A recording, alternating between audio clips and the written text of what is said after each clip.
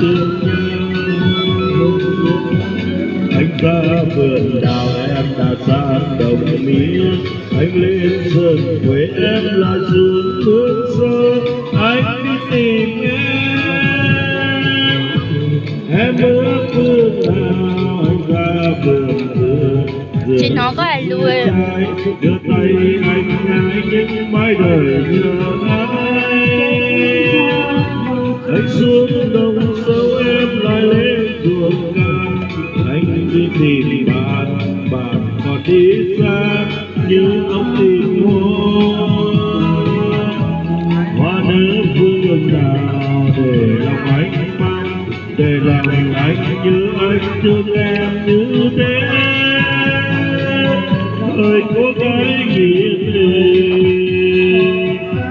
bốn mùa trong cây, bốn mùa em hái quả đầu bao vất vả em vẫn hát câu hát ly thương nhau, mà em vẫn hát câu hát ly thương nhau.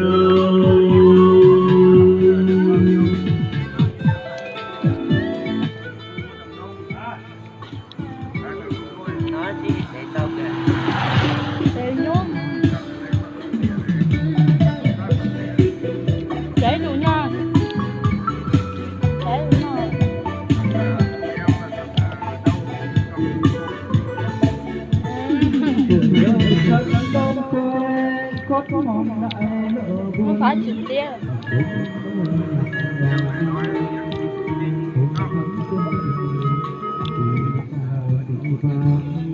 Đường về không chung lối mang lấy tiếc cho nhau.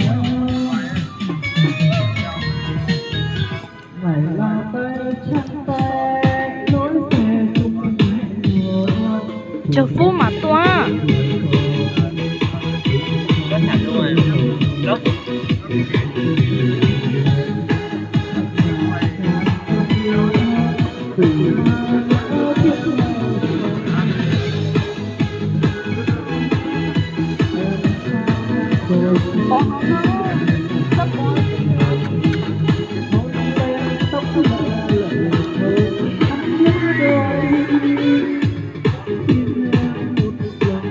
Buồn nhớ ai chẳng rơi trên sông, cuộc sông nước chẳng trôi lang thang đi tìm người thương.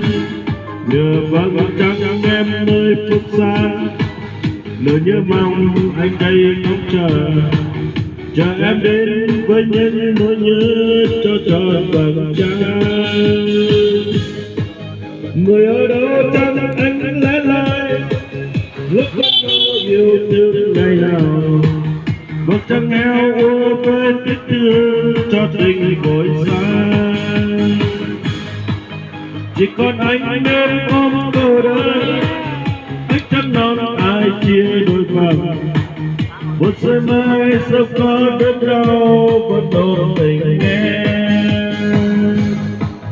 Ngồi đây với trăng tàn lẽ lại, lòng anh nhớ em nơi cuối trời. Dù rằng em giờ đây vội vai vui tình xuyên ấy, một mình anh ôm lòng đớn đau.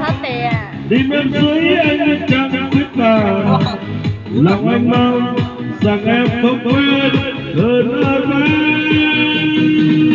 Xa anh nhưng vẫn chờ.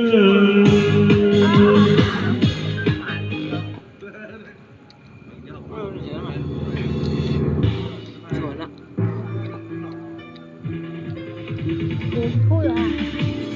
Buồn vui à?